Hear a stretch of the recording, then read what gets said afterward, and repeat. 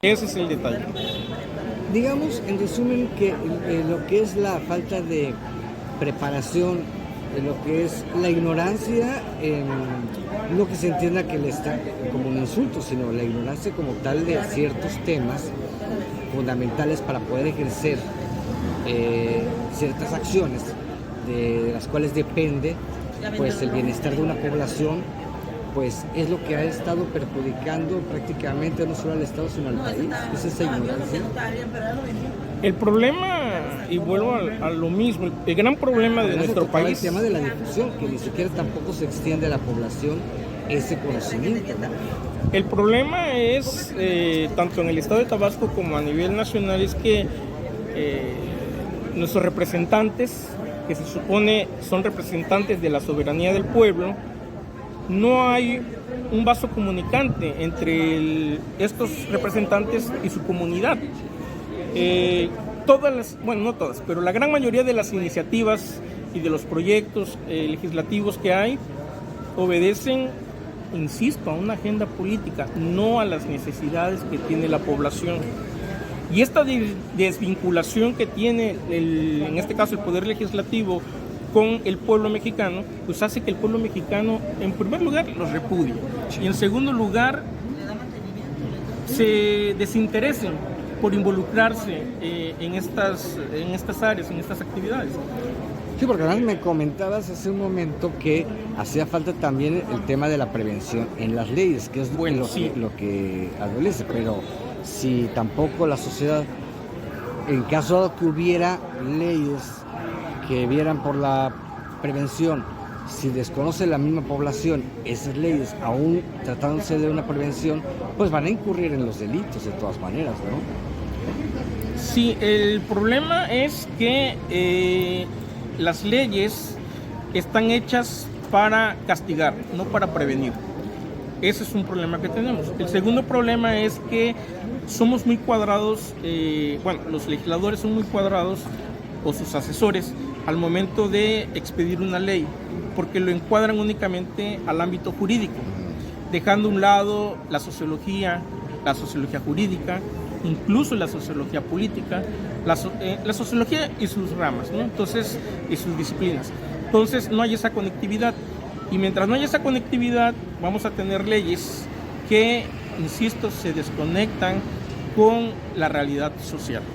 Y si a eso aunamos que existe un gran margen de corrupción y de impunidad en la aplicación de la justicia en nuestro país, pues bueno, la población que no sabe de derecho, pues únicamente se acerca a él cuando tiene un problema, ¿no? Un problema jurídico. Va y contrata en todo caso contrata un abogado. Y los abogados, lamentablemente, tenemos la mala fama de ser, de no tener ética. Incluso hay expresiones que te dicen, tú dime la verdad, que yo me ocupo de las mentiras, ¿no? O fabrican pruebas, o en fin, o sea, le dan la vuelta, o encuentran vacíos legales, que hay muchos vacíos legales, le dan un giro, le buscan la forma de darle la vuelta a la situación. Eso tiene mucho que ver también con que las leyes están hechas de tal manera que son poco entendibles, son muy enredadas, demasiado técnicas, extremadamente técnicas, y que te decía antes de iniciar la entrevista, no sabes qué es más difícil, si descifrar los pasajes de la Biblia o descifrar el Código de Derecho, ¿no? Porque es complicado. Claro, para un abogado es complicado porque... Imagínate para el ciudadano. Así es, porque nosotros, por ejemplo, tenemos diferentes tipos de interpretaciones. Interpretación literal, interpretación de la exégesis, que es una interpretación a fondo, multidisciplinaria, interpretación normativa, en fin, hay una cantidad de maneras de más digerible. No deberían realmente las leyes tener que adecuarse para que sean sencillas y entendibles. Finalmente es para el ciudadano, principalmente las leyes, ¿no? Eso debe ser la idea. Pero recordemos que quien hacen las leyes son los abogados, y pues el abogado, como decimos coloquialmente los tabasqueños, no va a matar la gallina de los huevos de oro, Porque si haces una ley muy accesible, muy entendible a la población, pues la población ya no va a ocupar. ¿Y tú consideras que si fueran entendibles, disminuiría también la delincuencia en algún grado? No, porque el problema es multifactorial. Ese sería una sola parte, nada más. Que más que entendible que sea preventiva, una ley preventiva. O sea, no influye en el desconocimiento de la gente, o sea, las leyes no influye en que haya un cierto grado de delincuencia. El problema en México es que tenemos una doble moral, porque el ciudadano normal, el ciudadano de a pie, sabe que hay cosas que no debe de hacer y las hace. Por ejemplo, va en un vehículo, lo para y lo infracciona o trata de infraccionar un de tránsito, y lo primero que hace el que maneja el automovilista es ofrecerle una mordida al de tránsito, ¿no? Entonces, ese es un problema que tenemos, ¿no? O cuando quieres que tu hijo entre a una universidad pública o que entre a una preparatoria pública y por alguna razón no queda, vas y haces cosas que no debes de hacer, ¿no? Entonces, ese es el problema, que tenemos una doble moral. Entonces, digamos que prácticamente es imposible combatir la corrupción en México. Imposible no, simplemente hace falta de voluntad. No erradicarla. No, simplemente hace falta de voluntad. Voluntad política por parte de los que están en el poder y voluntad del pueblo de decir efectivamente la corrupción nos está perjudicando. ¿Sí? Ahora, finalmente me comentabas que has hecho publicaciones.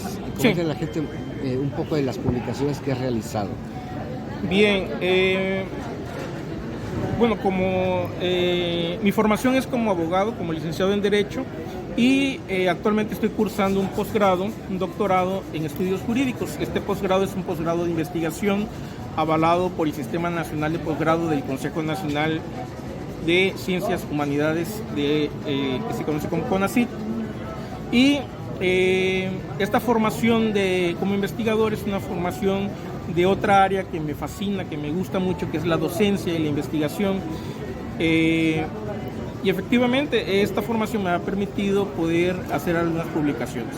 Te comentaba que mi primera publicación fue en el 2015 en una revista internacional publicada por el editorial Jurídica Lawn Press, Constitucionalismo y Política se llama la revista, y hablé sobre transparencia, ¿no? Recuerdo que era un artículo en el cual yo cuestionaba si la creación del Instituto Nacional de Transparencia, el INAI hoy día, obedece a una situación de estar en conexión con la moral de la que hablaba el filósofo Immanuel Kant, o simplemente se trataba de un pragmatismo presidencial que respondía a una serie de indicadores que te pone el Fondo Monetario Internacional, el Banco Mundial, la OCDE, la CEPAL, para poder acceder a préstamos, créditos y otras prebendas, ¿no? En segundo lugar, hice una publicación sobre los gobiernos abiertos en América Latina, en cual cuestiono cómo los gobiernos dictatoriales de América Latina han ido desapareciendo para dar paso a gobiernos de extracción de izquierda, y cómo estos a su vez tienen la tendencia de hacer un gobierno transparente. Y luego una publicación sobre los organismos constitucionales autónomos en nuestro país. La propuesta que yo hacía en ese momento, que era hace 4 años, es de que los organismos constitucionales autónomos constituían un cuarto poder en nuestro país. Actualmente, haciendo un paréntesis, el presidente de la República cuestiona muchos los organismos constitucionales autónomos. Sin embargo, vuelvo a lo mismo. Si revisamos el marco jurídico de estas instituciones, si revisamos sus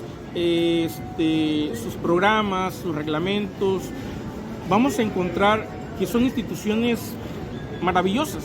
El problema es la persona que está frente a estas instituciones, que no las cumple, que no se apega, etc. Entonces ahí están, yo creo que el problema son las personas, no las instituciones, y en ese artículo decía que bueno, se podía constituir un cuarto poder que abonaba a la división de poderes en nuestro país, a la consolidación del federalismo, etcétera. Luego publiqué en la UNAM un artículo científico corto que hablaba sobre la Suprema Corte de Justicia de la Nación y el presidencialismo en México. Y actualmente estoy trabajando en temas sobre la Suprema Corte de Justicia de la Nación, las controversias constitucionales y el presidencialismo en México en el periodo 2012-2024. Es bastante. A ti te apasiona mucho más la investigación. Sí, definitivamente. ¿Por qué? Bueno, eso es una cuestión que viene de familia, ¿no? Yo creo, ¿no? Tuve la fortuna de nacer y crecer en un núcleo familiar donde le gusta la lectura, le gustan los libros, donde les gusta escribir, donde le gusta hacer análisis. Y bueno, uno va creciendo así y pues esto es parte de... Y aparte, las clases, me comentas, ¿dónde es que doy das clases? Efectivamente. Doy clases en el Instituto Latinoamericano de Estudios Superiores, en la licenciatura en Derecho. Actualmente estoy impartiendo la materia de argumentación jurídica y doy clases también en la UJAT, en la División Académica de Ciencias Sociales y Humanidades, como un programa que tenemos los doctorantes de estudios jurídicos de hacer retribución social. CONACYT tiene en sus programas de investigación, de posgrados de investigación, tiene entre sus prerrogativas asignarle una beca al estudiante de maestría y de doctorado para cursar esos estudios. Y antes te pedían tiempo completo, o sea, no podías trabajar, tenías que dedicarte de tiempo completo y te daban una beca. Entonces ahorita ya te permiten trabajar, pero bueno, respondiendo a mis clases, por parte de la retribución social que tenemos que hacer al CONACYT, nosotros damos clases de manera gratuita a la universidad, a la UJAT, a la división. Regresamos lo que CONACYT, a través del pago de impuestos de la ciudadanía del pueblo de México, nos otorgan a nosotros como estudiantes. Finalmente, ¿consideras que tienen los catedráticos mucha responsabilidad en la formación de los jóvenes abogados nuevos, la nueva generación de abogados, o que la ha incluso tenido siempre, en su manera de actuar posteriormente cuando egresa ante la sociedad? ¿Crees que hay una responsabilidad? Totalmente. Porque finalmente son quienes los forman, ¿no? También en sus criterios. Bueno, ahí la respuesta la voy a dar desde dos perspectivas. Una como estudiante de la licenciatura y otro de Derecho y otra como profesor de Derecho. Y es que vamos a encontrar tres tipos de profesores. La primera, los profesores que no saben de Derecho, porque no litigan, porque no estudian y no saben enseñarlo, obviamente. La segunda, nos encontramos con profesores que saben de Derecho, pero que no saben transmitir el conocimiento. Y en tercera encontramos profesores que saben de Derecho, porque litigan, porque están en el medio, saben expresar, transmitir ese conocimiento, pero no lo hacen. ¿Por qué? Porque en el fondo saben que si tú preparas bien a ese alumno en 3, 5 años va a ser tu competencia. Esa es una triste realidad, por un lado. Por el otro lado están los jóvenes estudiantes. Los jóvenes estudiantes hoy día son muy apáticos para leer, para estudiar. La mayoría de mis alumnos dice que están ahí, que no van a litigar, se van a dedicar a otras actividades, menos a litigar.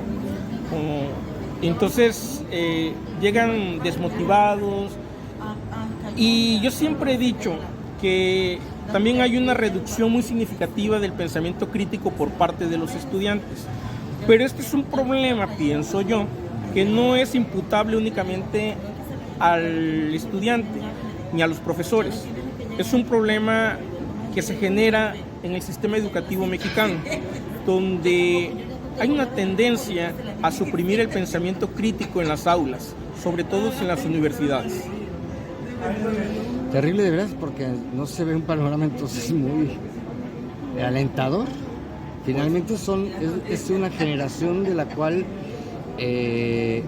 pues vamos en algún momento a depender todos, ¿no? Sí, es muy lamentable porque, por ejemplo, imagínense, no sé, no tengo el dato exacto, pero el número de universidades en Tabasco, nada más en Tabasco, que ofertan la licenciatura en Derecho, nos da como resultado que semestralmente se deben de estar graduando de licenciados en Derecho un promedio, exagero tal vez, 2,000 abogados en todo el estado, semestralmente. ¿Dónde están estos abogados que se gradúan? ¿No? Esa es la pregunta. Pero lo que tú dices, se dedican entonces a otra cosa. A otras actividades. ¿Y entonces sí. para qué estudian Derecho? Esa es la pregunta. ¿Para qué estudian Derecho? Hace falta también esa parte, había un área, ¿no? Que era de algo vocacional para encontrar en cada joven cuál era su verdadera vocación. No recuerdo cómo era el término, pero había orientación vocacional. En la preparatoria, en el nivel desde medio superior. Ajá, sí. Así es. ¿Crees que desde ahí es que viene la falla? ¿O también tiene que ver la influencia de los padres o la influencia de los propios amigos para estudiar algo que quizás no Claro. es su pasión, ¿no? Así es, efectivamente. Efectivamente, así es. Es una situación de varios factores que se juntan, entre que va los padres, que va... hay una realidad con la familia de los estudiantes. La realidad es que hay, al menos en la universidad pública, en la UJAT, muchos jóvenes que estudian son los primeros que están cursando una carrera.